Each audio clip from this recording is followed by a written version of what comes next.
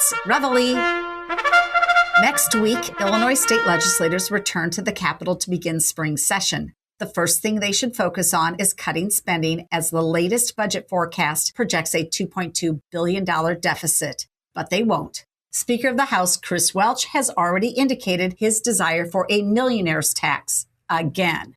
As a reminder of the Democrats' proclivities to spend, tax, and borrow, State Rep Brad Hallbrick in a recent interview noted Pritzker has increased the budget on average over $2 billion a year for the last 7 years for a total of $15 billion.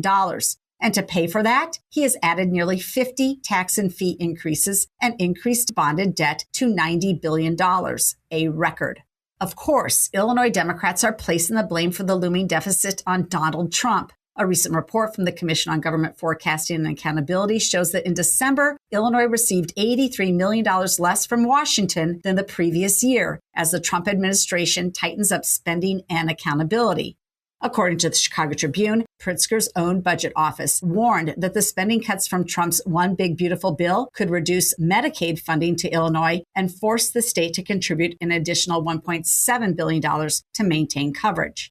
Pritzker's budget office is also projecting added state costs for SNAP of $770 million, $70 million for administrative expenses, and $700 million in penalties for payment errors. Yet another reminder that errors, in other words, fraud, is rampant in the state.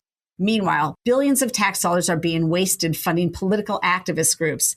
There is plenty to Doge in Illinois. Let's start there. At my DogeIL.com webpage, you can view all the grants to NGOs in the state budget and get involved in exposing the wasteful spending. I'm Jeanne Ives. Join me Sunday from 7 to 9 p.m. on this station and sign up for my newsletter at breakthrough-ideas.com.